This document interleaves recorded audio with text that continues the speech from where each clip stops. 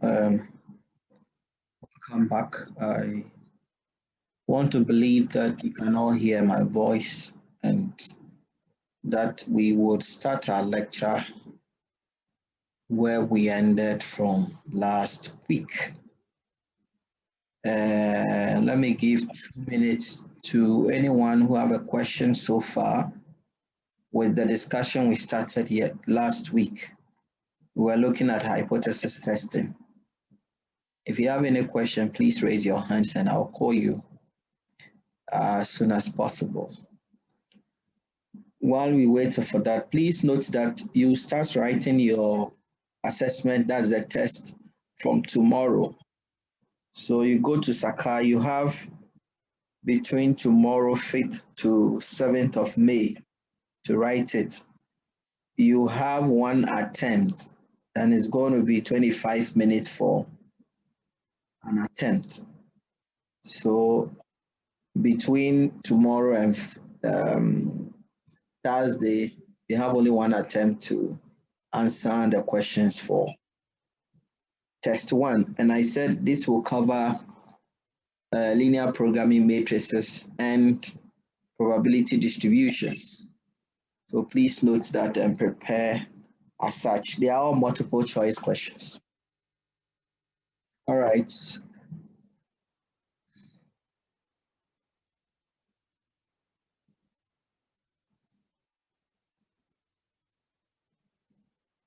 Okay, so guys, let's start rolling.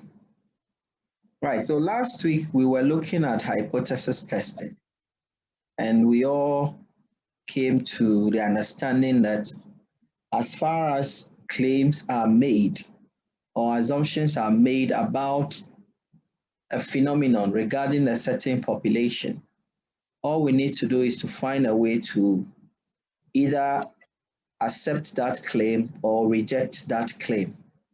And by doing that, we would take a sample from the population.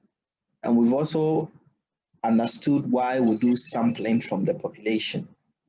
So when we get a sample from the population, here we may be looking at either a single population or we may be looking at 2 populations, okay?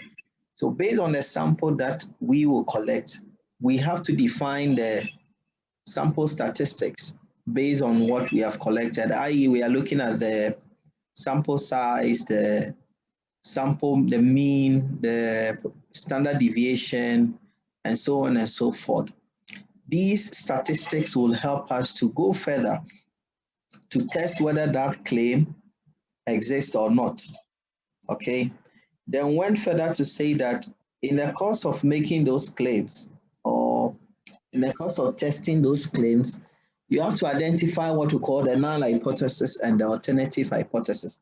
We looked at this last week, where we said that the null hypothesis is the statement that has been purported to exist. And for that matter, we need to test that statement. So in statistical inferences, our null hypothesis will be written as HO. Okay, if that is written as HO, then based on the assumption of that statement made, we will now write the null hypothesis in this form.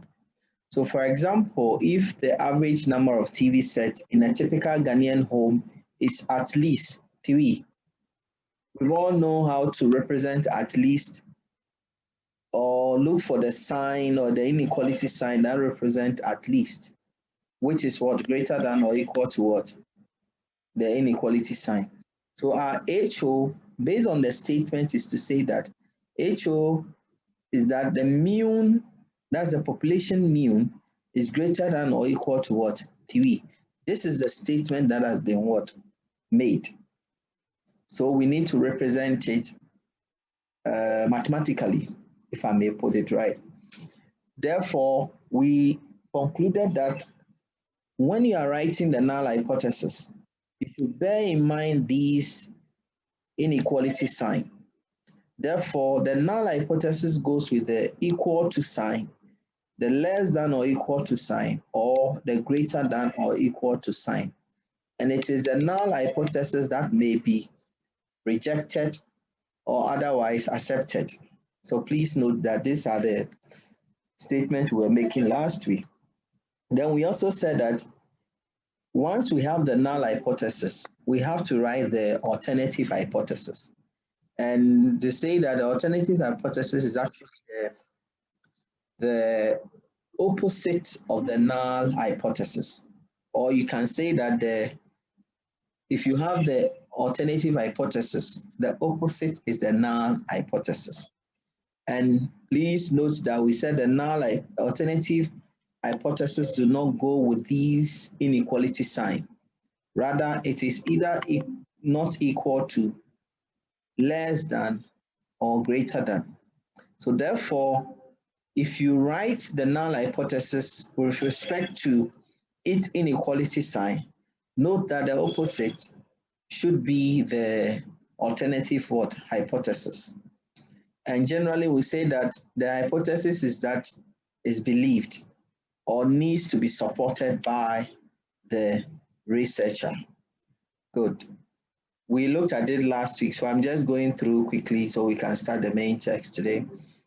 For example, if I have this, that the packaging division of a rice factory would want to know if the bags of rice are filled according to 15 kilograms target or significantly below or above the 5 kilogram target. Okay. They want to know if the bags of rice are filled according to the target is 5 kilograms. Okay. If the target is 5 kilograms, means that for each bag of rice, whatever we drop in or the number of rice, that's the grains that go into the bag, should be 5 kilograms. And this is the statement. Therefore, if I have information like this or a problem like this, my null hypothesis, which is what has been stated there, as we said, mu is what? Equal to 5 kilograms, because that is the status quo. Then the opposite becomes the alternative hypothesis. This is where we are dealing with only single patient. So please note that. Good. We can also have this as an example. Average waiting time at EcoBank Legon branch on Monday to Wednesday is approximately 15 minutes, which management would want to maintain or improve upon approximately 15 minutes. Therefore, occasionally, management randomly pay customers and track the time spent between when they enter the bank and when they are served. So being in the queue and waiting to be served, okay, they are saying that it should be, the expectation that it should be approximately 15 minutes. Approximately 15 minutes. We've looked at, in linear programming, we looked at some of the statements and how we can represent them mathematically, okay? So if it is approximately 15 minutes, you cannot go above 15 minutes. So either the customer spent less than or exactly 15 minutes in the queue waiting to be what? Served. So our HO is that the mu is less than or equal to what?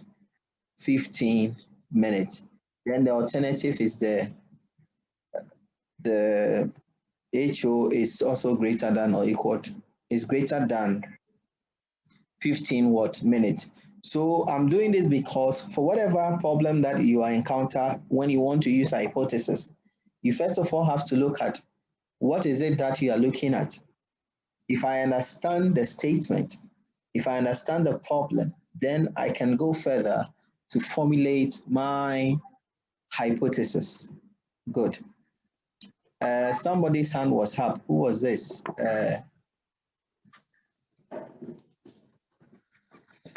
Yes, Stephen, what is the issue? So actually, I wanted to make contribution. I was trying to add that if you are finding a hypothesis, maybe is generally accepted, like although that one sachet of water contains 500 ml. So for us to know whether it actually contains or is less than or more than. So yeah, I was just trying to give a contribution. All right, thank you. Okay, so let's move forward.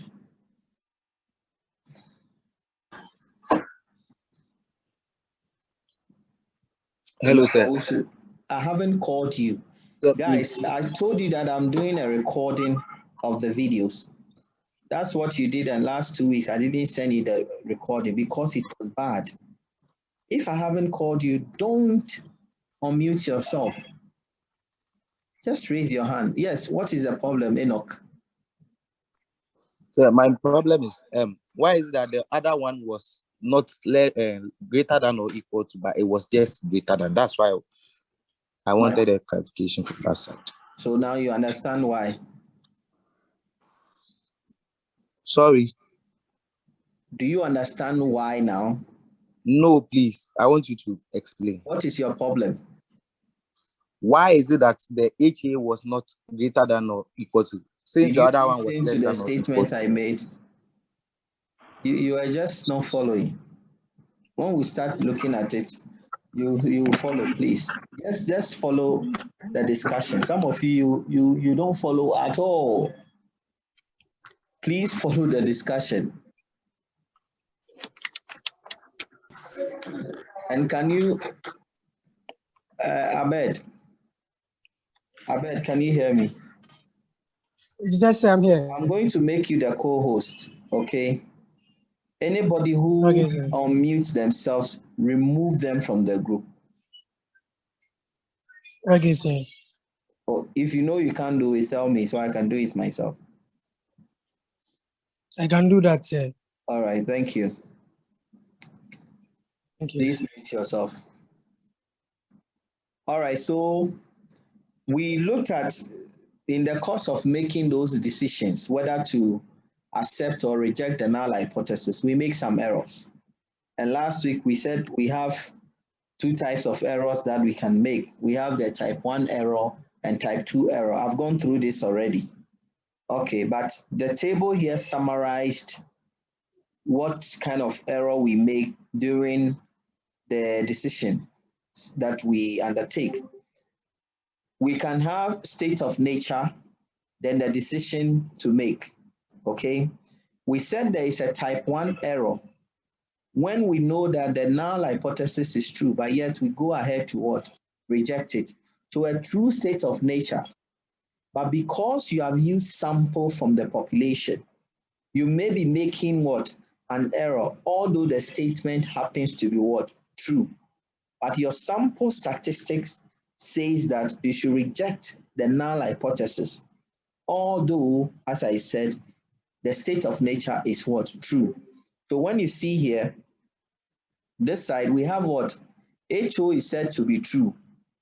If we do not reject HO, we have not committed any error. It means that knowing that somebody is guilty based on what happened, the person went to court and the judge granted or gave the person a sentence that indeed you are guilty. This time around, we have not committed an error because everybody knows that this person was involved in this action that has warranted into this outcome. Okay. However, as the law says that until proven guilty, you are innocent. Okay. But we all know that based on the activity that has gone on, this person is guilty. Perhaps we were not able to defend our case well in court, or sort of the judge didn't find merit with the substantive argument that we were making. So the person was not found what? Guilty. If that happens, we have rejected a true state of nature, means that the person is, we all know that you are guilty, yet the court says that you are not guilty. We have committed a type 1 error. Then type 2 error is that when we know that the true state of nature for the null hypothesis is what? False. But yet, knowing that the claim is false, we did not reject that claim. It means that we accepted a false statement. If that happens, then we are saying that a type 2 error has been what? Committed. But if it is false and we reject the state of nature, we have not committed what? Any error. So these are some outcomes and probabilities that occur in the course of what? Using hypothesis to make an informed what? Decision. Either you are committing a type 1 error or you are committing a type 2 error based on the state of nature or the phenomenon that is happening within what? The country. Now, for us, the biggest challenge we have now is this Galamsey issue, okay? As to whether indeed those who are into the Galamsey, as they claim that they don't have any job, that's why they are into Galamsey or not. We have to go further to get some data, and based on the data, we can make a decision. But however, like we said, in the course of making these decisions, you end up committing some level of what? Errors that you can probably mitigate. Somebody, literature, when you read other books, they tell you that in order to mitigate this error, you have to increase what? The sample size. We talked about this also last week. That we need a true representation of what? The data from the population that we have what? Collected. So if we need to indeed reduce this error, then the sample must be representative enough in order to make what? Those what? Decision. So we are going to use for a type 1 error, which we are using what? The alpha. Alpha here is defined as the significance what? Level. And that is the probability of making a type 1 error when the null hypothesis is what? True as an equality. Please note that. We'll define the region of rejection of the sampling distribution. So here, the assumption is that the sample is normally what? Distributed. Remember, if it is normally distributed, then we are going to use the normal distribution curve in order to make those decisions that we're going to make. And again, the alpha, which is the significance level, are usually either determined by the researcher or whoever is undertaking the test, or we assume that the alpha values lies around 0.1, 0.5 for what? 10%. Okay, so mostly you'll be seeing these as the significance level. By default, most significance levels are 0.05. So you'll be using 5% most of the time for our significance level. And note that the alpha value is more or less like the probability. Okay, the probability. So we need to find, if we know the probability, which are the alpha, we need to find the values called the critical values using the standard normal distribution table to find the critical values of the tests that we've undertaken or we are trying to compute. So please note that.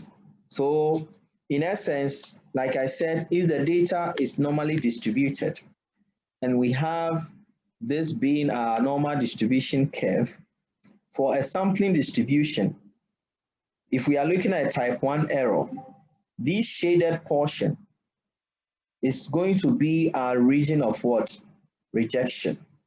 Means that anytime we compute a test statistics and we are comparing it to our critical level, as long as the alpha value is within this region, we are saying that we're going to reject the null hypothesis. Yes, Aram. Please, I want to I want to find out if for the null hypothesis, the normal distribution taxes the curve. What have we said about the normal distribution curve? So we said it's asymptotic to the graph, that is, it doesn't touch it, but this one here is touching it, that is what I'm asking. It doesn't touch anything, please. Just the drawing that we have. It doesn't touch the diagonals, do not touch the tip. The tips of the diagonals do not touch the horizontal line.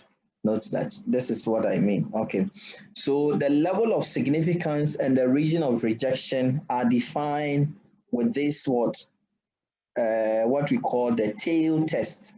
Okay, we have a lower tail test, which says that we are looking at where the alpha or the critical value of the alpha is negative. So please note that this is a lower tail test. And what you should note that for a lower tail test representation, this hypothesis, usually the null hypothesis shows here as what?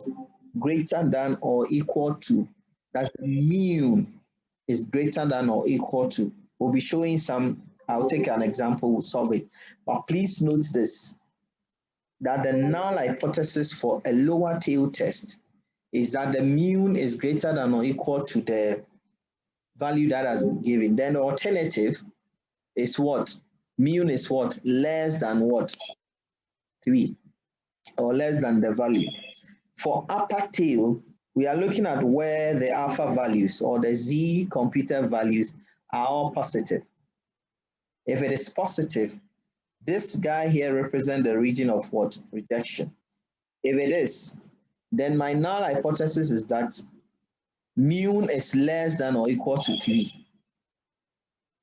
And you remember when we're dealing with probability distribution, the sampling distribution, anytime we are representing this on the normal distribution curve, how to read it is the same way we are reading the normal distribution curve. So please note that. Then, of course, the opposite for this is upper tail. Then we have a two-tail test where we are using the equality sign. Mu is equal to, that's the null. The alternative is mu is not equal to. And significantly, please look at these two sides. Because it's a two-tail test, alpha is usually divided by what? 2.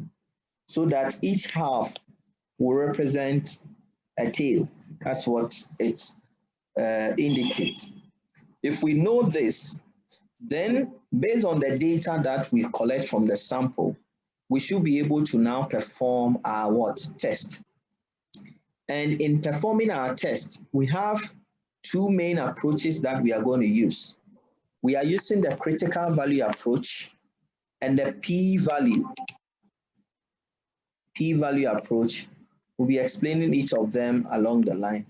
So based on the decisions that we are making, we are saying that if we are using the critical value approach for our testing, okay, then we are saying that we need to determine this guy here, the critical value for a specified level of significance from a table or a computer. Please note that. So we use the significance level to determine a certain critical value. Then when we have this value, we are going to compare this value to the test statistics we have obtained from our data. From our data, once that is established, we should be able to go further to make our decision. And this is what the decision indicates. If the test statistics falls in the region of rejection, then we are going to reject the null hypothesis. Otherwise, we do not reject the null hypothesis. So please note that. And we are going to take these 2 approaches, first of all, to look at when we have a single population. okay, or when we have two independent population, like now that everybody is going for the COVID vaccine, there are, let's say that there are two different vaccines. We want to know that, or want to determine if there are differences in the level of recovery when it comes to applying these when patients go in for these vaccines. So we have vaccine 1, vaccine 2, and these are two independent population. And we'll go further to check whether they all provide the same effect or one is different from the other. And this could be an hypothesis that we will put forward. Then based on that, we go further to do our test or perform our test statistics. As I indicated, for a one-tailed test, this is where our region of rejection is, okay? So that usually, as I said, the Z values are all negative. If they are negative, then to reject the null hypothesis or not, we'll say that if the Z computed, which is also negative here, is less than or equal to minus what? Z alpha, then we can go further to, so this is a decision rule for a lower tail test. Please note that a decision rule for a lower tail test, meaning that this will be our hypothesis. And significantly, this is what I kept stressing on. For lower tail, the null is that the mean is greater than or equal to the mean value that is provided. So please note that. If I ask you -3 and -2, which one is greater or which one is less than the other? Any view between these two values, which one is greater and which one is less?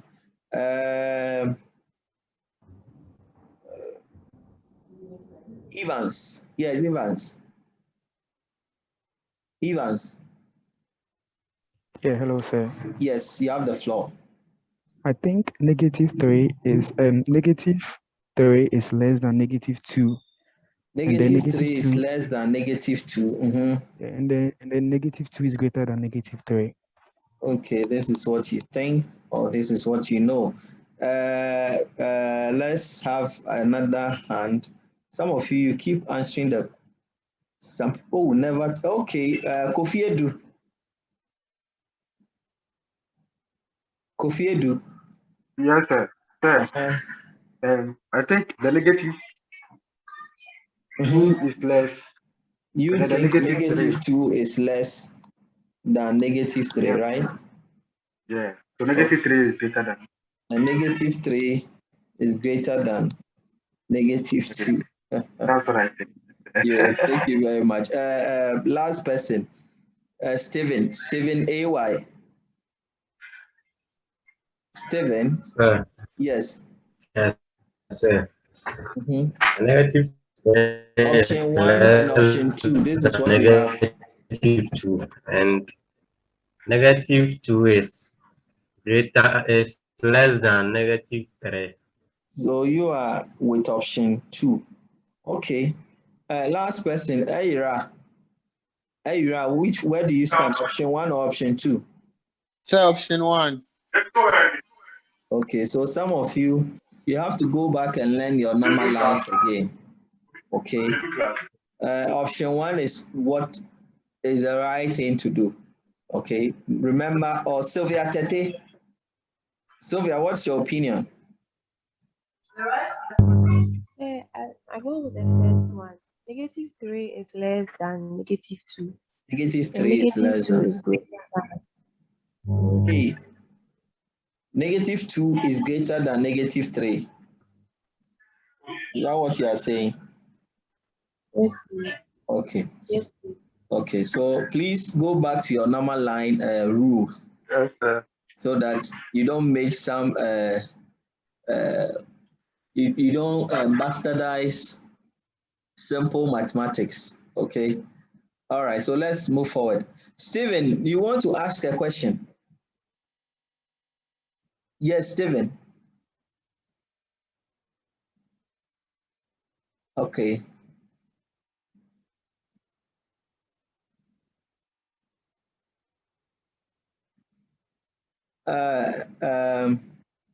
Knox Autry, yes. Sir, please, you said null hypothesis if Z is computed is less than or equal to Z alpha. It's a decision rule for, I did not get the last word. So if you can Say please. that again. Yes, say With that the again. reject hypothesis now, if Z computed is less than or equal to negative Z alpha. Alpha, You said yes. that it is, you said it is a decision rule for, I did not get the full lower sentence. tail test. Okay, thank you, sir. For a lower, that's why I'm saying that both values then will be what? Negative. So please note that. Okay. In other words, you see, other books also argue that we can actually use the absolute values for all hypothesis testing rather than using negative. So when the value is negative, like this, no -3, the absolute value is 3. -2, the absolute value is what? 2. So you forget about the negatives and rather use the absolute word value. So please note that, so that when you read from other books, you don't get confused. If you are using the absolute values, the rejection says that reject HO, okay, if your Z computed, which we'll be looking at, is greater than your Z alpha. In fact, this is the general rule for all hypothesis testing if we are using the critical value approach. If Z computed is greater than what? Z alpha, because the assumption is that all the values we have should be what? Positive, or in absolute what? Terms. So I can decide to use this one or ignore the negative and rather put the values in absolute what terms, then conclude that anytime your Z computed, that is the test statistic, is greater than or equal to the Z alpha, we reject the null hypothesis. Or if the Z computed is less than the Z alpha, we fail to reject the null hypothesis. And this goes through for every form of hypothesis test that you compute. So please note that. Then for upper tail, you watch here, that's what I just said. It means that every point in time, we assume that the Z computed and the Z alpha values are all positive. Then this general rule will stand. Reject HO if Z computed is greater than or equal to the Z alpha. And watch here, we say for upper tail, the null hypothesis goes with what? Less than or what? Equal to. Please note that.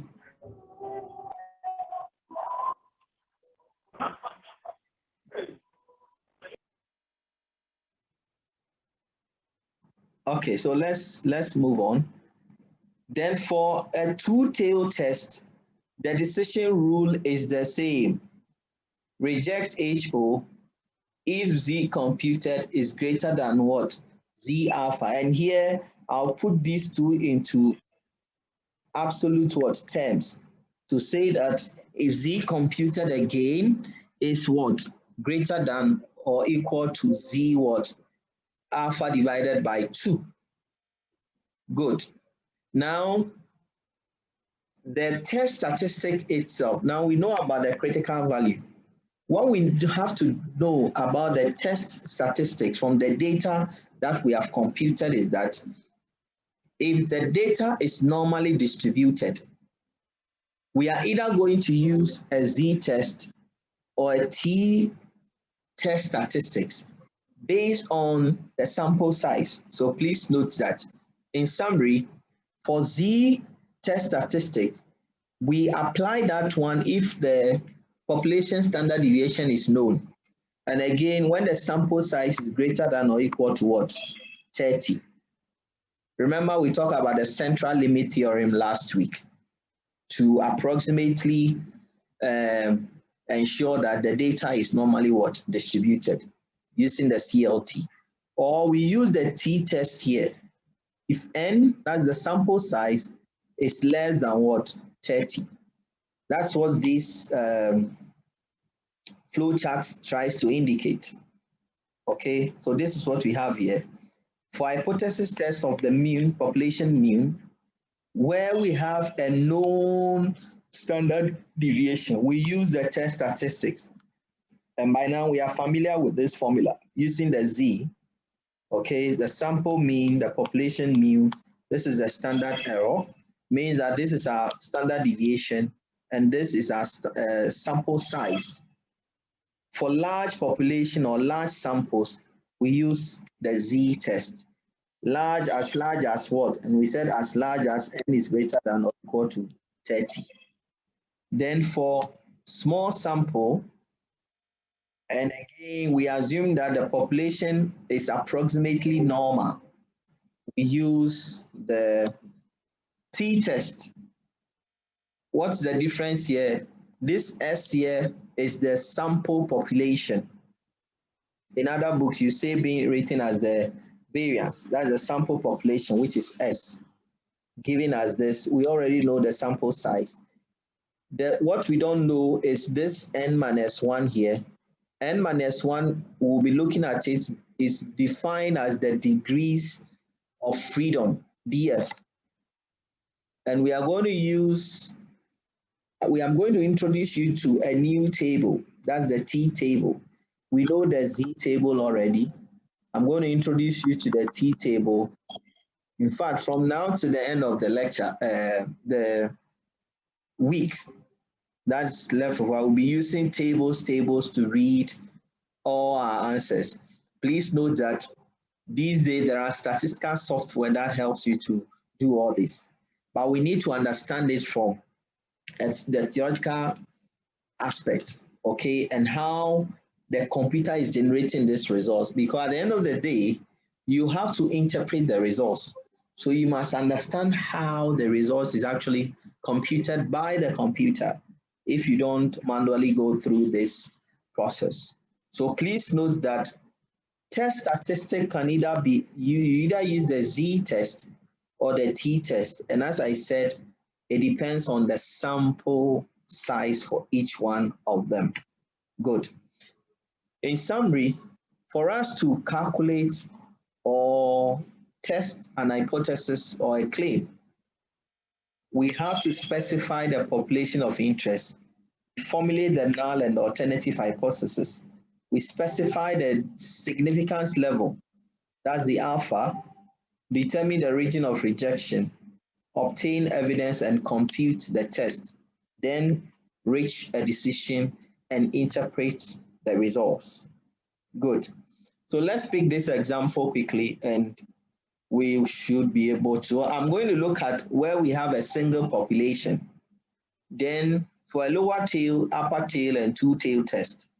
Then we go to where we have two independent population, again, testing for the hypothesis. Okay, so let me pick my whiteboard. Any questions so far before I start the computation? Any questions so far? Let me pick my whiteboard here. Any questions so far, guys? Okay, no question.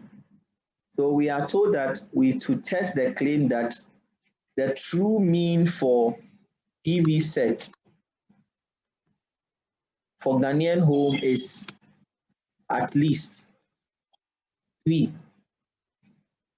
And we assume that the standard deviation is given as 0.8 with a sample of n 100 and a sample mean of what? 2.8 So when you pick this problem and want to state a hypothesis, HO or HA, is it a lower tail test or upper tail test? That's what we have to understand. Or it's a two-tail test.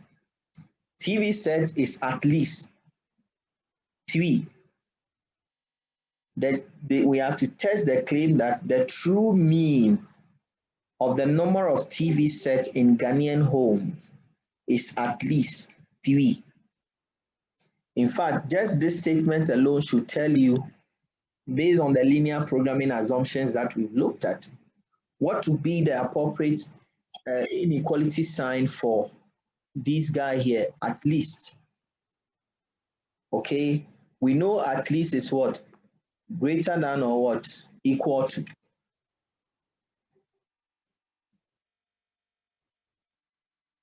Airam and Airam, yes. I thought you wanted to ask a question. That is how I raised up my hand. Oh, because we already know, that's why I went further. So sorry. Knox, is it the same thing? Archery. Yes, please. Okay. I just said it to give you a clue because we all know this already. Okay. All right. So, but my question now will be: is this going to be a lower tail, an upper tail, or a two-tail test? Now you can give me the, based on this inequality sign, will my hypothesis be a lower tail, upper tail, or a two-tail test? Yes, Airam. Sir, it will be a lower tail test. Okay, Yvonne. Yvonne. We can't hear you. A lower tail test because thank you very much. Thank you. Please mute yourself. Good. So we know that this problem is a lower tail, where in our estimation, if we are representing this as our normal distribution, this is going to be our region of what? Rejection. So please note that. Good. So mu is greater than or equal to 3. Mu is less than what? 3. And again, are we using a t-test or a z-test? Mary Yeboah.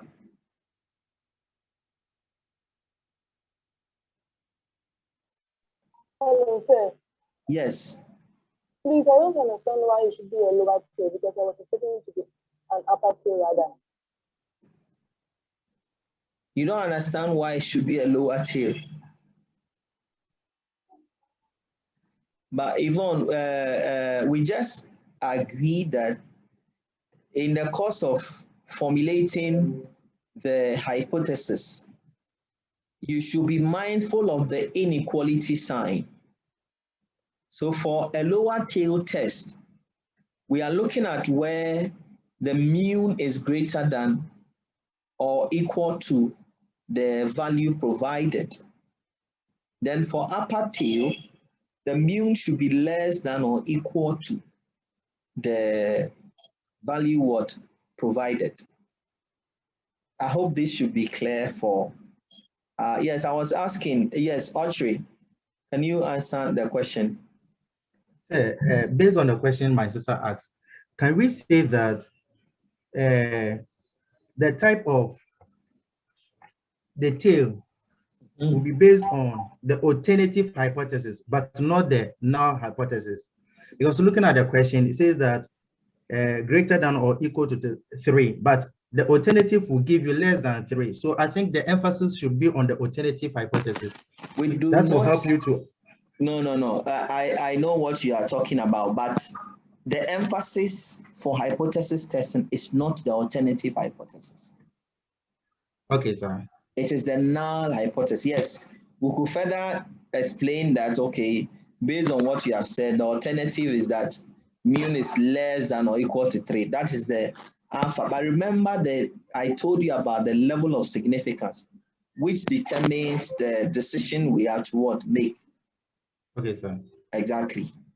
So thanks for that explanation. But the emphasis is not on the alternative hypothesis. Yes, Bafwewa.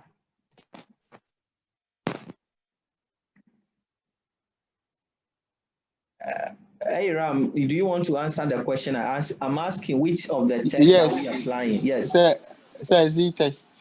We are to apply the Z-test. And we've agreed that when the population is approximately normal, or it's a normal distribution in this case, for a Z-test, we are looking at a sample size greater than or equal to what? 30. So Z will be equal to my sample mean minus the population mean divided by the standard error, which is the standard deviation and what? The sample size. By substitution, I know my mean, sample mean is 2.84 minus what? 3 divided by 0.8 divided by the square root of 100. Those having calculators, can you give us the value? -2. Minus 2.0. Okay. So this, we have this value here we've computed. I'm going to name it as what? Z computed. So please note that it's -2. Now alpha is not given. So by default, we assume alpha, that's the level of significance, is 0.05. This is the probability, okay? This is the probability for the alpha that we have here, which is the level of what? Significance. So we have to use this alpha value to determine the corresponding probability value for this alpha that has been what? Given. You recall that we're using some standard normal distribution what? Table. And based on the same assumption, yes, Aram. Aram, your hand is up. So it wasn't a question, it was an answer. Answer to what? Let's make progress. So I wanted to say that. You wanted to say what? I wanted to say that the Z value for the corresponding probability for alpha is 0. It's 0. Why is it 0? I'm sorry, it's 0. I was thinking it's 0.5, sorry. It's 0.05. I'm coming. Okay, so I assume all of you know how to read a table now without any struggle. Let me look for my table if I have my table somewhere.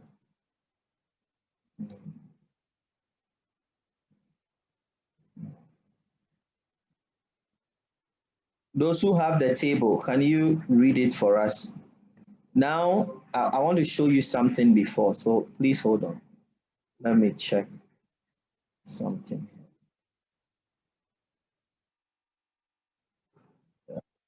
That's section 6. Okay, so let me delete all this.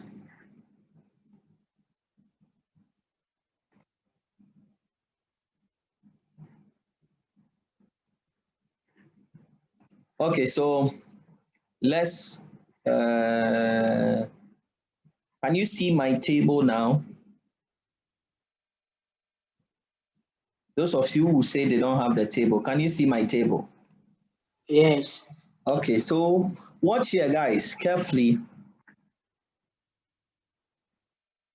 Carefully.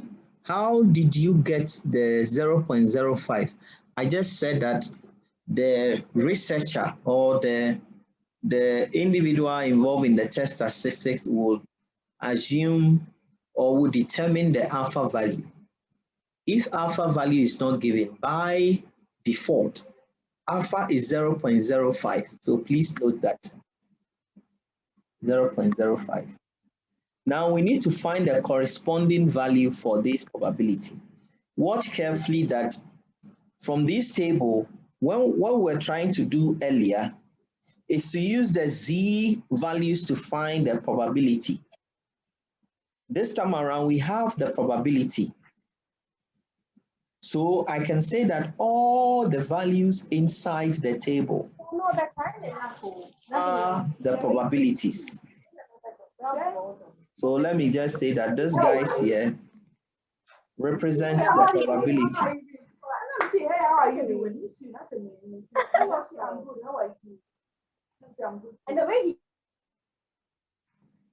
Represent the probabilities, okay? Therefore, the Z values are going to be the value.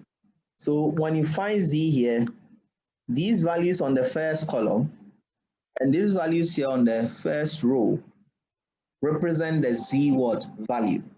So if alpha is 0.05, I have to comb through all these values here to find my 0.05.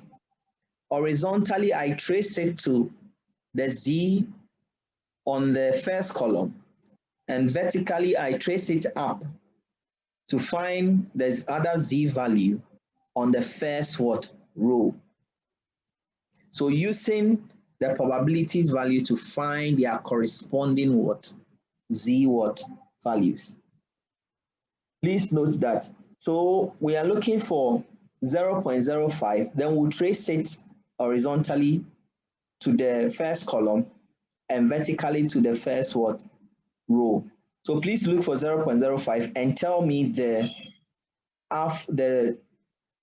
Z value there. Anybody can help.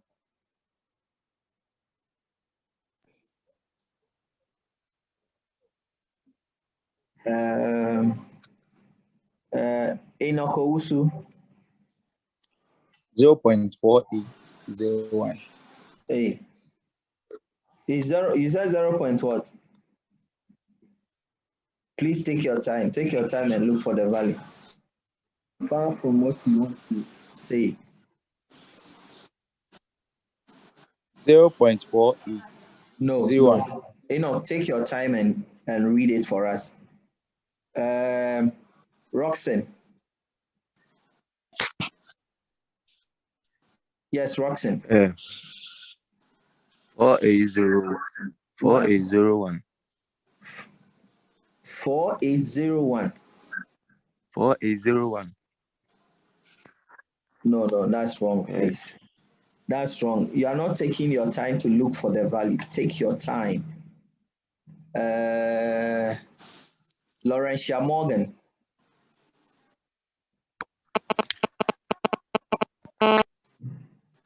Hey Ram, if I've not called you, don't unmute yourself, please. Kwesi Kwatin, yes. Say minus 2.58. Minus 2.58. Okay, I may be tempted to say that is it. So let me put your value down. I have 0. something 4. Last person, hey Ram, can you help us now? Say 1.64. 1.64 minus 4. Yes. Okay. So I think some of us are still not getting it well. Look, if I go through here, I have 3 more hands up. Let me see. Dennis Dake. Yes, Dennis. -1.6. Minus 1.6. 1.6. Okay. Yes. All right. So let me thank you for your contributions. Let me see those who typed. Those of us who don't want to talk. Okay. Rachel says it's minus 1.64. Somebody too said it's minus 2. So guys, let's do it together. Look, when I'm combing here, my interest is to look for 0.05 approximately. This is 0.050. This is also 0.0495. These two values approximately will give me the corresponding value for the alpha I'm looking for. So when I horizontally trace it all the way to the first column, this is minus 1.6. Then vertically moving up, this is 0.04. This is 0.05. So the value I'm looking for is either minus 1.64 or minus 1.6 approximately. Those who were reading something else, please, I hope you follow. What about 0.025? Let me do this quickly, then we can move on. What about 0.025? Any suggestion? 0.025. Find the corresponding z value.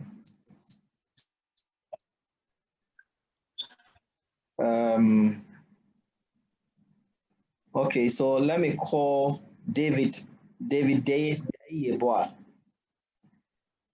Hello. Yeah, David.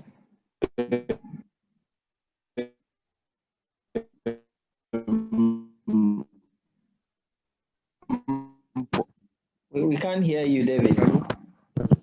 Minus 1.96. Minus 1.96. Okay. Minus 2.8. Who is that? If I have not called you, don't interrupt us. Okay, so minus 1.96, minus 1. Okay, so largely those who are even typing, everybody reads minus 1. So approximately you have either minus 1.96 or minus 1.915, because this is what we are looking for. Sorry. 0.025. That's minus 1.96. Or somebody may approximately use this guy here, whichever one. It's minus 1. So this is how we can find the, so these values we have found here, I'm going to name it as what? My Z critical value, because I use the table to determine that. Let's note that. Therefore, when I come back to our table here, we know our Z critical is what? Minus 1.64. Okay, so if I draw this, I know the critical value is minus 1.64 somewhere here. And the computed is minus 2, which is also somewhere here. If this happens, we need to make our decision here based on Z computed value compared to the Z critical value. And as we said, for a lower tail, means that this is negative, this guy is also negative, which is minus 2, minus 1.6, 4. And we say that if this happens, we are going to reject our HO if this guy here is less than the Z what? Critical. So reject HO for a lower tail if Z computed is less than what? Z what? Critical. Or like I said, we may want to use the absolute what? Terms. So that this will be 2, this will be 1.64. Means that this is greater than the Z computed in absolute terms is greater than the Z what? Critical. The same decision what? Stand. Means that we should reject what? The HO. If we are rejecting the HO, like what Roxanne was trying to say, we should emphasize the alternative, which we do not want to make it as an emphatic statement. Our concern is the null hypothesis. So that if we are rejecting the null hypothesis, it means that we can say that there is no sufficient evidence or no substantial evidence to support that the number of TVs in the average Ghanaian home is more than 3. It's more than or equal to 3. In fact, it's actually less than what? 3. But we are not trying to reject or accept the alternative. It is the null hypothesis our main emphasis is on. Either we are rejecting that or we are not rejecting that. And that is why the researcher would have to take sample to indeed affirm this statement or otherwise reject it. Okay, so please note that. So this is a lower tail test.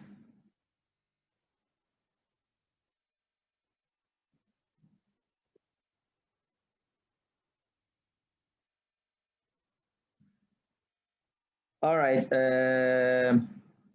Rodadakwa, yes. Rodadakwa, your hand is up. Larry. Oh, sorry. Yes, Larry. Yeah. Yes. Please, why was alpha estimated to be 0.05? Say that again. Why was alpha estimated to be 0.05? Oh, Larry, have you been in this class all this while? Yes, sir. And then you should tell me why alpha is estimated. We said by default alpha is 0. It means that the level you are trying to limit the error that may occur. Okay, so as much as possible, if the researcher do not determine the level of significance, we are using 5%. Okay, that we are sure that 95% of the sample we have collected will give us the true reflection of what we are going to measure. So the error that we are committing, we want to limit it. That's why we make as much as possible. By default, if 5% is not given, the alpha is not given, we assume alpha to be what? 0.05. So please note this. All right. Any other questions so we can progress? Good. So what we just did is for a lower tail. Okay, and that's what, yes, Albert.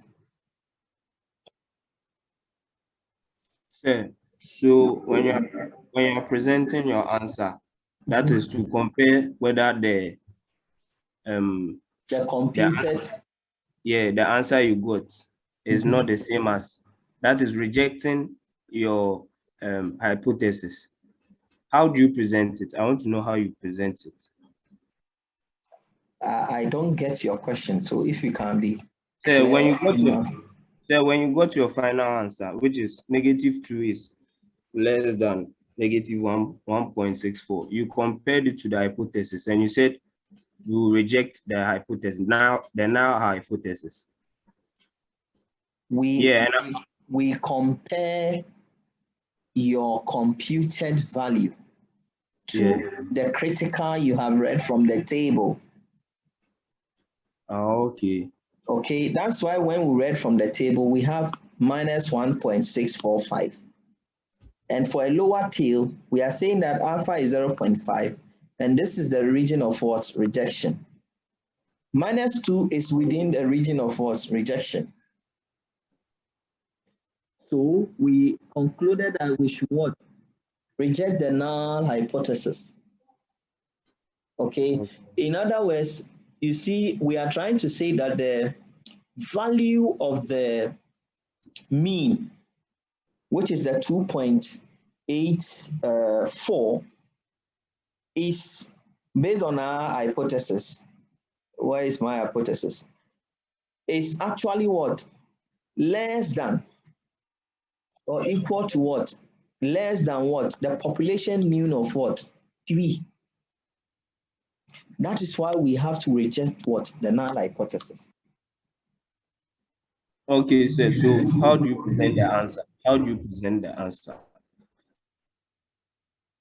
I don't think you are following. What you are interested in how I present the answer. I'm just telling you that if you reject, it means that based on the results, there is not enough evidence to support that the average Ghanaian home, okay, has more than 3 what? 3 television in the house. Actually, based on what the sample we've collected, we are concluding that the average TV you can find in the Ghanaian home is what? Is less than what? 3. you compute and interpret the results. I hope that is clear for you now. Let's make progress. Remember, I said we are either using the p-value approach or the critical value approach in either of the tests that we have used. So for a p-value approach, okay, let me go back to my whiteboard. If I'm using the p-value,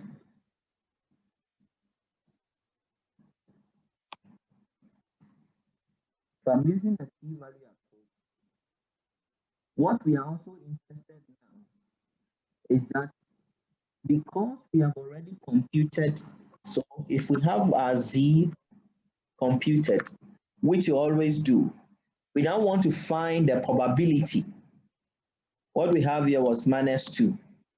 We want to find the probability for -2, then compare that probability to the alpha value, and again make our decision. So when you pick the table, now use the z values which we have here to determine the probability, its corresponding probability value. So if anyone can help, now go to the table, you have a z value of 2, find the corresponding probability.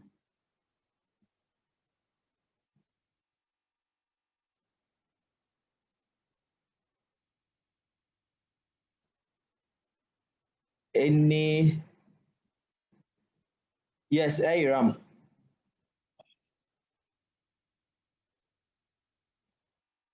Aram, please, you can go on. Okay, so 0.9772. Which of the table did you use? I used this table, right? Yes, the positive one. Good. 0.9 772. 772. Remember, what you are reading is just this portion, or let me say this portion. So for the for the other one, that is the less than part, is 0.4207. 0.4207.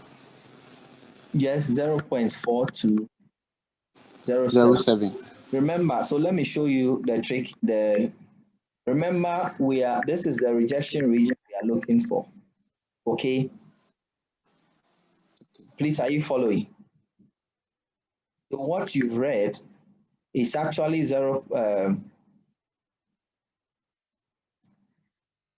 let me check quickly. Let's do this together. 2.0. Hey, are you sure you read it well? Because 2.0 is this guy here. Is 0.02. Yes, James. Sir, please, I think it's 0.0228. Yes, it's 0.0228. Not, I'll check your table again. Yes, sir. Have you found it now? Yes, sir. Yes, sir. I read 0.2 instead of 2.0. Okay, so thank you. But again, you use this table. So let me also come here. 2.0 is this guy here. Please note that this is the shaded region to all these points. But we are only looking for just a portion, which is this side here. So you can subtract 1. You can subtract the value you've read here from 1. So 1 minus what? 0.9772 should give you your 0.0228. Please, I hope you are getting. Remember, we said the line here, the normal, this is symmetric. So if I'm reading the whole of this place that represent here, but I'm only interested in just this section, which is my rejection area, it's the same as having this section as my rejection area. So 1 minus what? 0.9772 should give me the probability that I'm looking for, or just come here and use the negative one, which is 0.0228. Yes, Enoch also. Okay, so if I understood you well, what you were saying is that the computing the Z computed, it can be done in two ways. It's either you look for the negative no. Please hold on. We are not saying computing the Z finding the probability for the Z computed. That's the p-value approach. All right. Finding the corresponding probability for the computed Z. You can use either of the table, but now bear in mind that if it is an upper tail, this is the region of what? Rejection. If it is a lower tail, this is the region of rejection. So that if you are using this table, that's the positive table, which says that all this region is your shaded region. The area you have read under the curve represent this whole what? Shaded what region. You are only interested in this small what? Portion. So 1 minus the probability you've identified under the area of the normal curve becomes your probability value, or just pick this probability table, okay, and read. And either it is positive or negative. Remember the rule of what? Symmetric. Whatever values I have here is the reflection of the other values I'm having here. In effect, the corresponding probability value for this Z computed is 0.0228. Please note that. What is the decision rule if I'm using the p-value approach? The decision rule is the same. Here we are saying that if your p-value is less than the alpha value, reject the null hypothesis. If the p-value is greater than the alpha, we fail to reject the null hypothesis. And in this case, our p-value is 0.0228. Alpha is assumed to be 0.05 because it's not given. Therefore, alpha here is what? Less than 0.05. The decision is that we should reject the null what? Hypothesis. And our conclusion will be that since we are rejecting the null hypothesis, we state that mu is what? Greater than 3. When we reject this, our conclusion is that the average TV, the average Ghanaian home do not have more than 3 what? Television. So somebody will say then is the alternative hypothesis that actually is the true reflection of the average Ghanaian what?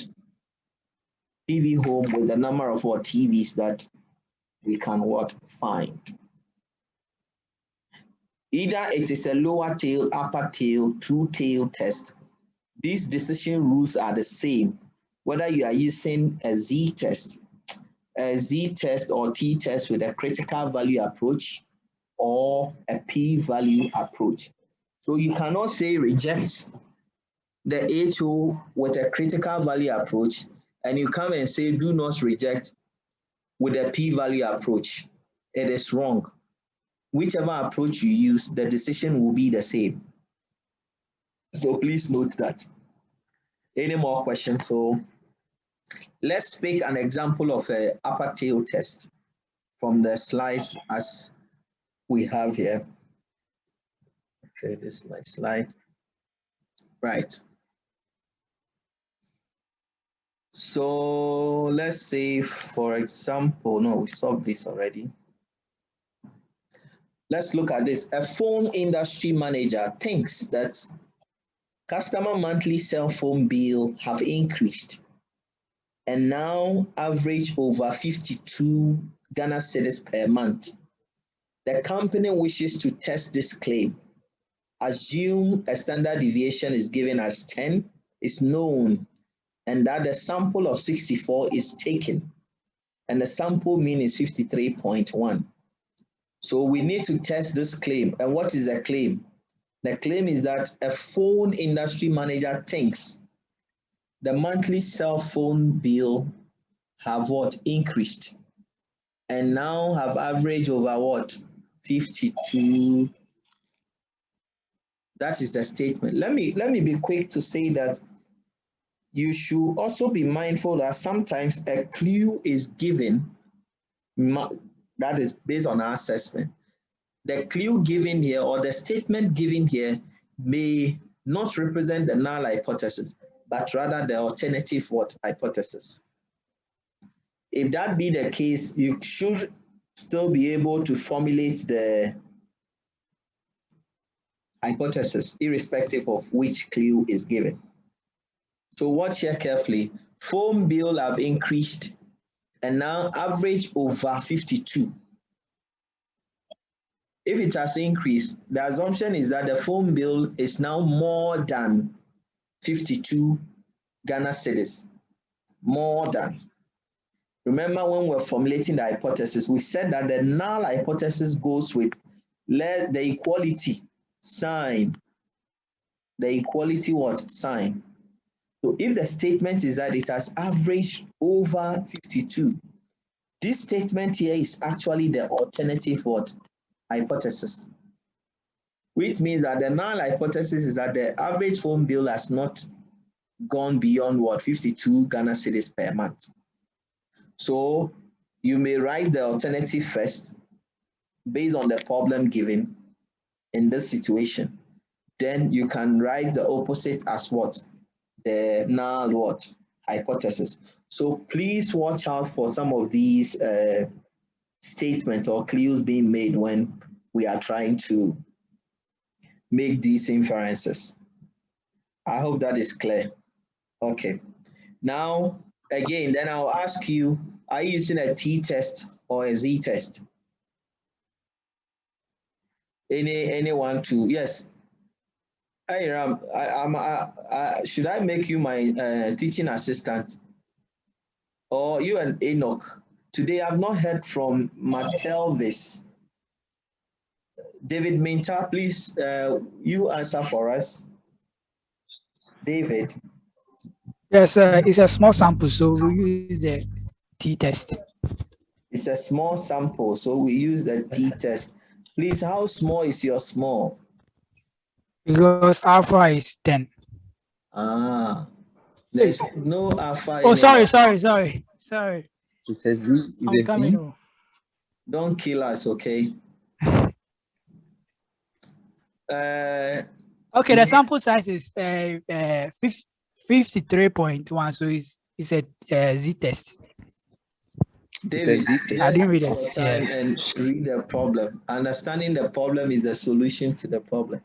Yes, so let me call another person. It's given a standard deviation of 10.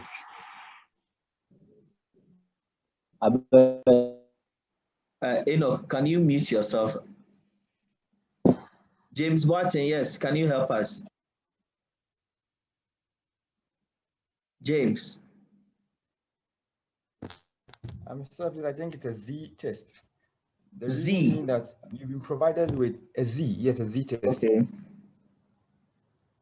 The reason is that you've been provided with the standard deviation, and that is 10. Okay. And what again? So we assume a known standard deviation is given. Good. That's one. There's another one. Sample size is greater than what? 30. So 2. Known standard deviation. Then we have what? A sample size that is greater than what? 30. So based on this again, let's look at how to go through. Let's go through this quickly together. So we know the sample size, N is 64. Known standard deviation is what? 10. We are given that the mean is 52. The sample mean is 53.1. alpha is not given, so we assume here again alpha is what? 0.05. So please note that. Therefore, HO is that the mean is less than or equal to 52. The alternative is that the mean is greater than what? 50.2.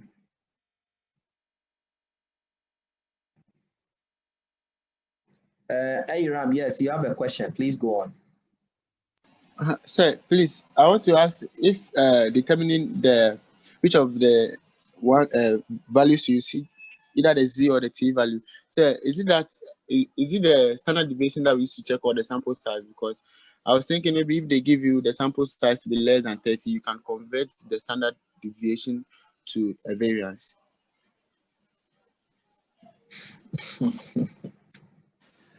You use the sample size to determine whether it's a t-test or it's a z-test. But again, please note, as long as we are arguing that the population is approximately normal, the standard deviation also play a role in determining whether we are using a z-test or a t-test. So please note that. Then this again is an upper tail test. Okay, means that our region of rejection, we are interested in this session. This is our rejection region. So we can go further to determine. We can determine our Z critical first, which is okay to do that because we know alpha. So our Z critical is 1.96. We read it. 1.64, sorry. We've already read this from the table. Means that this is 1.64. Less than or equal to. Please note that. It means that if we compute our Z, and Z happens to be, let's say this is 0. Z happens to be what? Actually greater than the population mean. Means that it's somewhere here. And once it is here, it's greater than what? R Z critical. Then we can say that we should reject the null hypothesis. Otherwise, we will fail to what? Reject the null hypothesis. So Z equals to 53.1 minus 52 divided by 10 divided by what? 64. Those having calculator, help us. What is the value for the Z? 0.88. 0.88. Now, some of you are quick to answer, even when I've not called you. Hey. Anyway, I didn't know what you see as an my boy.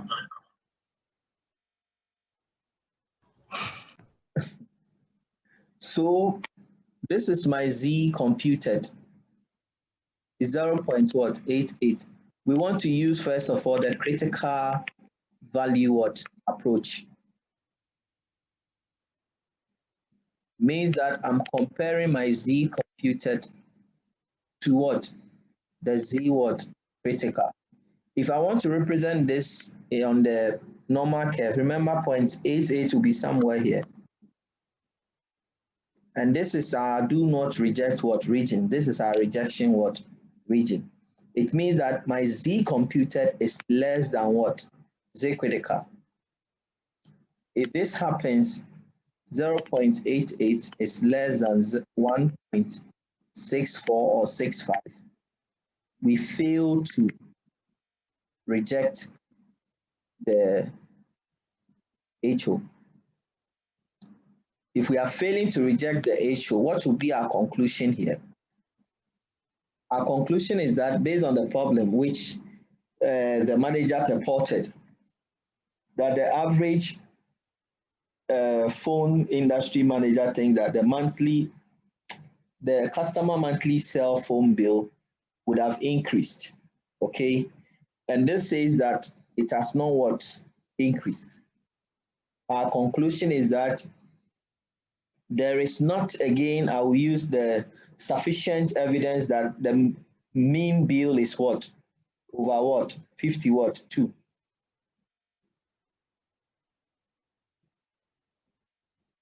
Okay, so somebody will say that actually this is what we purported to be, which was in the statement, the alternative hypothesis. Now we have failed to what? Reject the null hypothesis. So there is no evidence or no substantial statistical evidence to indicate that the monthly phone bill has gone over 52 what? Ghana cedis, or is more than our 52 Ghana cedis. We can use again the p-value approach here. This time around, we have Z computed to be what? 0.88. Please use the table to find the corresponding probability value, that's the p-value for the 0.88 for us. Those who have the table, quickly look at it. Let's do this quick. Oh, somebody has already done it. Yes, Minta. Sorry, 0.8106. 0.8. Yes. Which of the normal distribution table are you using?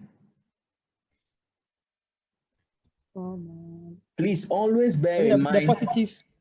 Good, you are using the positive. Means that what you are reading is covering this whole side, right? Yeah. Our concentration is on this side. So it's Okay, going to be 1 minus what? 0. What? 8. Give me your value. 0.8106. 06. Subtract it. You should have 0.1894. Please check. Yes. Good. This is the probability you are looking for. You are not interested in the whole shaded region from your table you've read. However, we can also use the minus table, okay? But note that we are talking about symmetric. So whatever I'm reading, if it is positive or negative, is the same probability that I'm looking for. Yes, David Minta. David, is your hand up? No, sir. That was. Oh, okay, so let's go on. So, in other words, this is our Z, the probability for the Z computed. Alpha is 0.05. We are comparing this 0.1894 to alpha. This is greater than what? 0.04. Again, the decision will be failed to reject. Remember, I said if the p-value is greater than the alpha value or the significance level, we fail to reject the null hypothesis. However, if the p-value is less than the alpha, then we reject the null hypothesis. This is for using a single what? Population where you have what? Upper tail what? Test.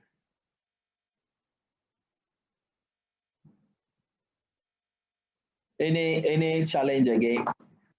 So let's now look at two-tail test. Situation that has to do with a two-tail test. Okay, based on the statement that, again, whether it is two-tail or one tail, or which is one tail upper, one tail lower, depends on the statement or the claim that is being what? Put across. Okay, so let's look at these guys here. The average cost of a hotel room in New York is said to be $168 per month. A random sample of 25 hotels resulted in a sample mean of 172.50. Now we have a sample standard deviation, 15.40. We are to test at a 0.05 for significance level. Assume the population is normally what? Distributed. Please note, it's said to be. Mathematically, how do we represent this? It's said to be $168 per what? Night. It means that we are emphatically saying that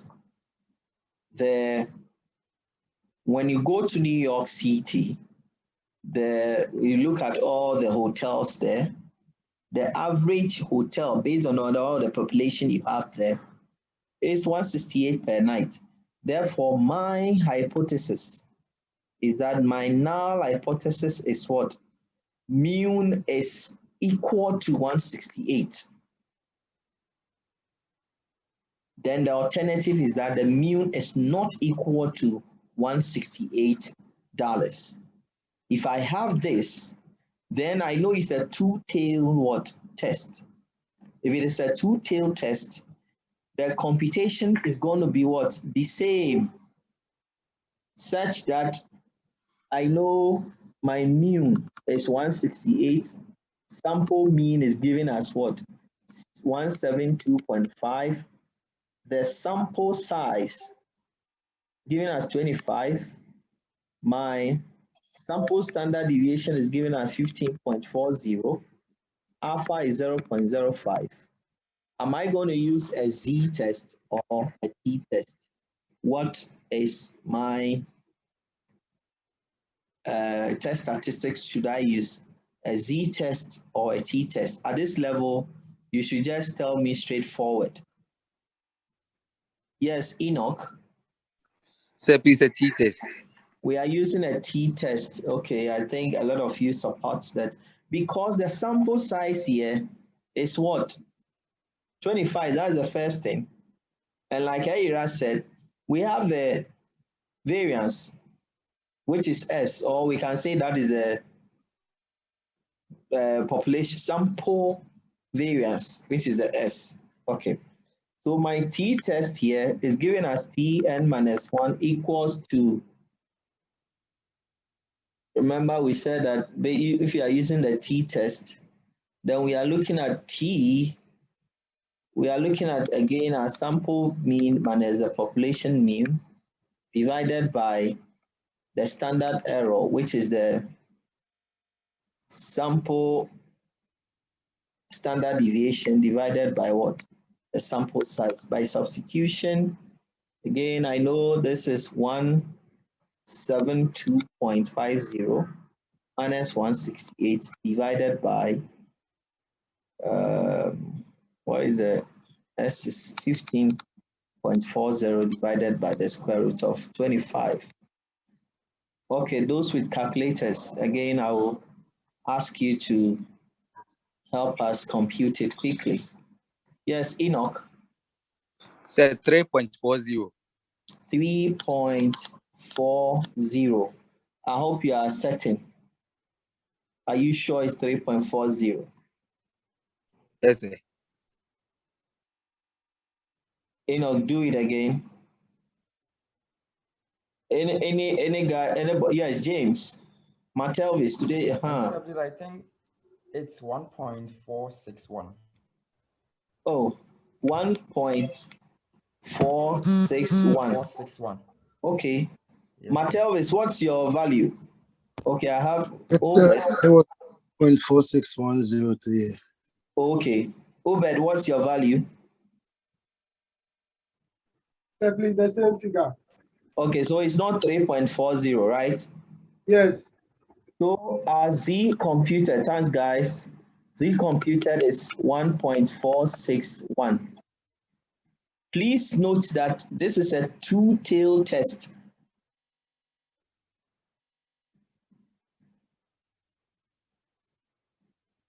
Alpha divided by 2, alpha divided by 2. We've explained this already. Okay, so if alpha is given as 0.05, for each of the tail, It's going to be 0.025. Means that alpha divided by 2. Okay, so let's use this to find the Z critical. We are using the critical value approach. Please pick your table, okay, and read 0.025, the corresponding Z value for that. What is the corresponding Z value for alpha, which is 0.025?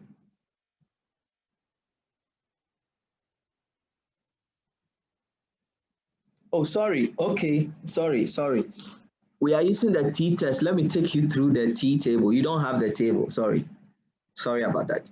So we will use t-table here. So we are saying that Z alpha, we are going to say this will be T computed. Sorry, it's no more Z because we are using the T. So let's say, so we need to find T critical. T critical is going to be the degrees of freedom and what? Alpha. So I will share this table with you after the class so you cannot have it. Let me share what I have here. Then let's see how to read. Please watch carefully. Do you see my screen? Can you see my screen? You see T distribution. Hi guys. Can you see my screen? Yes, sir. Yes, sir. We can see the Yes, screen. Great. T distribution. You see that this doesn't look like the Z normal distribution we're using. On the first column, or in the first column, you will see degrees of what? Freedom. And we normally say that the degrees of freedom is the sample size minus 1, n minus 1. N minus 1. That is the degrees of what? Freedom. Good. Then at the upper, the first row there, you see area in upper tail, okay, which are giving us what? 0.2, 0.10, 0.05, 0.025, 0.01, and the last one is 0.005. The values that you see in the table within, as I move my cursor, these guys here represent the T values. These guys here represent the T values. Therefore, if I know my degrees of freedom and I know the alpha value that I'm reading, I should be able to determine the corresponding what? T what value. So assuming that my sample size given is 15, then my degrees of freedom is going to be what? 15 minus 1, which is 14. So my degrees of freedom is 14 here. 14 here, as I have highlighted. Okay. Then if alpha is also giving us 0.1, that's 1%. This is alpha also given here as 0.1. I need to, just as we were doing with the Z table, vertically move downwards to where 14 is and where they intersect. So vertically down here, horizontally here. So the T critical value we are looking for is 2.624 using the degrees of freedom of 14 and alpha value of what? 0.1. Again, if I have my degrees of my sample size to be 20, which is here, therefore my degrees of freedom will be what? 20 minus 1, which will be what? 19. 19. If the alpha value is given as 0.5, as I've selected here, 0.5. 761. The corresponding t value is going to be what? 1.729.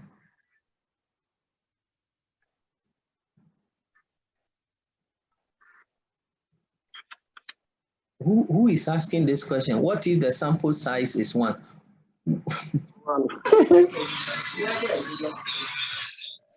Who have you seen any researcher going for a sample of 1? Means that the population is what? Oh my goodness. Let me see those whose hands are up. Obed, what is your question? Obed, Please, I forgot to lower my hand. Sorry. Oh, okay. Any other question? Asari Bernard, do you want to ask a question? If not, please don't disturb the class. Yes, Aram. So I wanted to ask, unlike the Z table where the values are, let me say the vertical values have the horizontal values, let me say the top ones to be their corresponding decimal places. In this case, it doesn't have. What of if the, let's say the sample size is in decimal? Is there any case you can read it, or you are supposed to? Why would you have a sample size which is decimal? If you have a population, which population is that? Tell us. Let's say 15 and a half people. Which population do you have that you are taking a sample of 15 point what? We want to know. 15.5. Let's say. Please, don't be giving us assumptions that we measure bags of rice. Bags of rice are given in full. So if we have, we go to shopping mall and want to count the number of bags of rice, how are we going to count it? How do we count it? No, don't say let's say. I'm asking you a question. How do we count it? So there's one bag of rice that half has been given to someone. Are we counting grains or we are counting bags of rice? We are counting bags of rice. Please, it's okay. It's okay. Where you are taking us is also a different. Larry, do you have a question to ask? Yes, sir. So please, I want you to go over for the reading of the table. Yes. I'll go through. Somebody is asking, what if the sample size is 1? Hey, if the sample size is 1 and the degrees of freedom is 0, you don't even have to come to read at all. Okay, so let's again, I said that using the t-test, we need to determine the degrees of freedom first.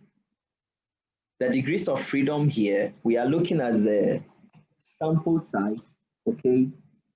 Then for t-distribution, the degrees of freedom is defined as the sample size minus what? 1. Where again the population is normally what? Distributed. If that is the case, if I have a sample size of 30 or 25, or let's say sample size of 30, and I want to find the corresponding t value, given that alpha is 0.05, I know my degrees of freedom is n minus 1, which is going to be 29. This guy here. Alpha is giving us what? 0.5. It's also here. So just the same, if I move downwards all the way to 29, and again from 29 horizontally, this is where they intersect. So my T critical value is 1.699. Our problem, let's now work on our problem. We are told that the sample size is what? The sample size is 25. Please find the T critical value. Use my table to find. I'll send you this table later. Remember, we are dealing with a two-tailed test.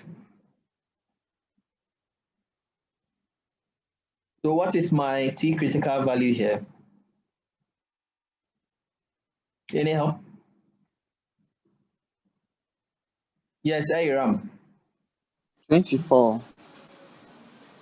Yes, so what So is that? 0.25 or something.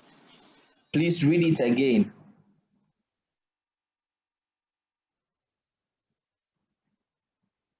Abeka, yes, Abeka, please help us. Aira, please mute yourself.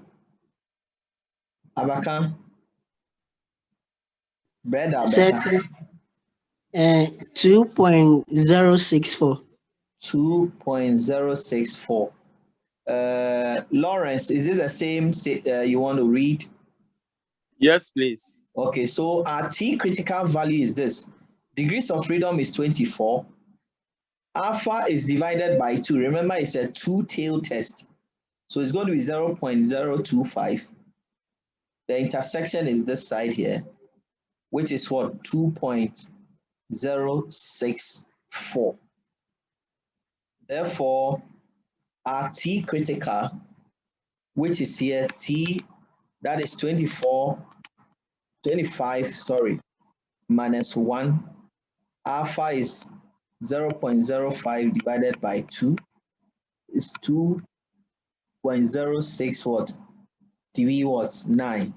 And remember, it's a two-tail, so this is the same as minus 2.0639. Remember, we talked about symmetric. So in effect, this is what we represented here, 2.0639. This is minus 2.0639. This is our rejection region. RT computed is 1.461, which is somewhere here, 1.461. By minus 2 again, if I put my 0, this is minus 1.461. This is the rejection region. And as we've said, again, if T computed, just like the Z, is greater than T critical, reject HO. Or otherwise, if T computed is less than T critical, we fail to what? Reject what? HO. In this case, T computed, let me write it here. T computed is T computed, T critical. T computed is 1.461. T critical is 2.064. What happened? This is less than T critical. So we fail to what? Reject. Do not reject the null hypothesis. Whether you are using the critical value approach or whatever, you still say that you do not reject what? The T what? Critical.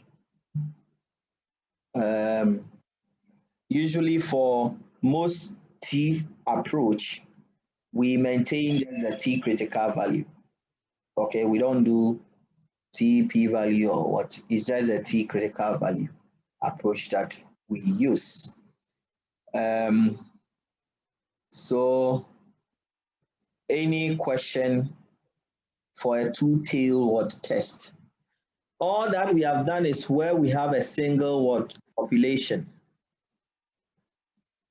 Because we, like I said about this COVID vaccine that is being rolled out, we have two, I've forgotten their names, but if they are two and we want to test whether there are significant difference between these two vaccines, we have to take people that have used the first one, others that have used the second one, get data from them, then perform our test statistics to identify whether the average recovery rate when it comes to either of them is the same or one is different from the other.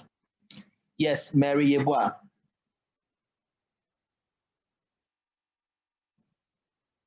Mary Yeboah, your hand is up. Hello, sir. Yes. Sir, please. So does it mean that we always use the the t-trial test, the t-trial table, when we have the two trial tests, when we do you have sample understand? size less than 30. Oh, okay, okay, thank Yes, you. please. So just note that. Yes, Aram. So I wanted to ask why we actually wrote 0.639. And also, if the alpha values 0.639.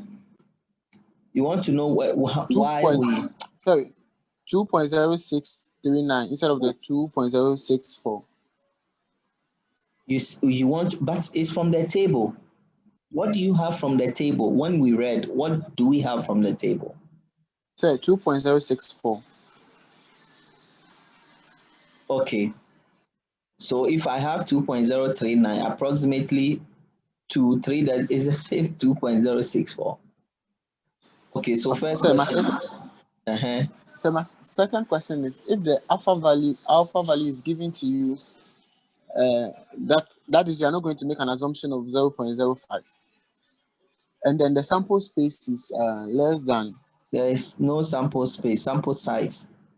Sample size is less than 30. So in that case, if you are actually dividing by 2 and you don't get the decimal value as in the approximate value in the table, how will you solve that one? Let's say after dividing by 2, you didn't get... Aram, please hold on. Don't go further. If I hear you clearly, we said that we apply the T critical when the sample size is less than 30. That is the first statement. Alpha value may be given or may not be given. And we said the researcher may decide the alpha value given. So at any point in time, whether alpha value is given or not, number one is that, is this a two-tailed test or a one-tailed test? If it is a one-tailed test, you don't divide the alpha by 2. Means that the problem is lower tail or upper tail. Alpha is going to be the same. Okay, you don't divide alpha by 2. So if alpha is not given, and if a T critical test, alpha, what's happening? Okay, so alpha, let me write it somewhere. Alpha is equal to 0.05 if it is not given. However, alpha can be 0.1, 0.025, or 0.01. Please note that for a lower tail or upper tail, alpha is the same. For a two-tailed test is where you divide alpha by 2. Irrespective of whether alpha is given or not, that's not the issue. I hope that is clear, Aram. Mr. Bernard Asari, please try and mute yourself.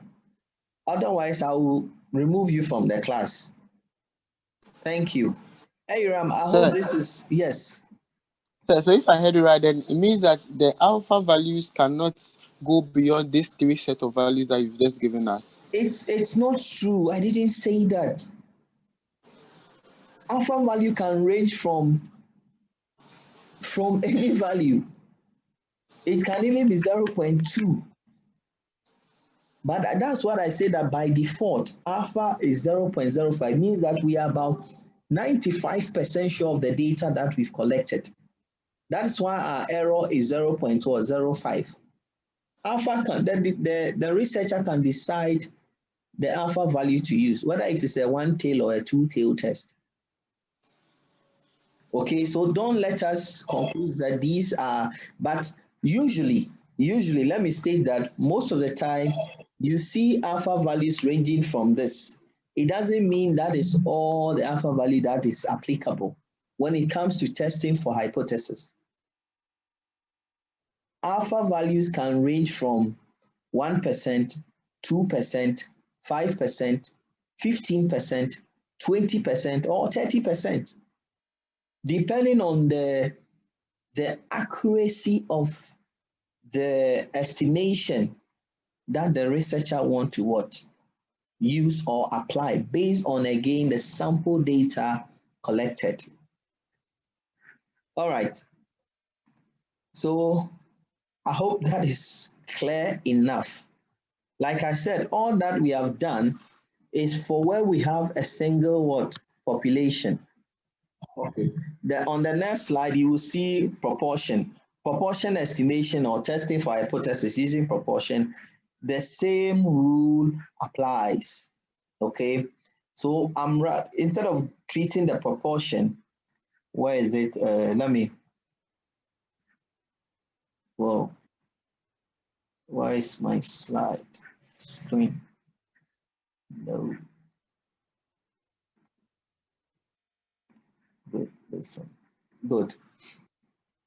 When it comes to hypothesis test for proportion, it's the same thing. We've explained proportion already, how to determine the p-bar and all that is the same assumption.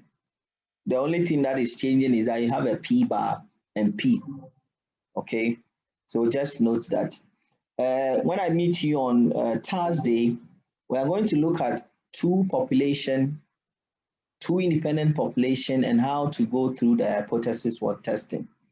So in summary, we are saying that if we are looking for using hypothesis testing methodology, okay, we either perform a z-test for the mean or a t-test for the mean. And if it's a z-test, the assumption is that the population standard deviation is known, and then the sample size is greater than or equal to 30. Then we talk about how to use the p-value approach or the critical value approach to test hypothesis and make what decision. If it is a one-tail or two-tail test, we should be able to identify based on the problem we have. Then if it's a t-test,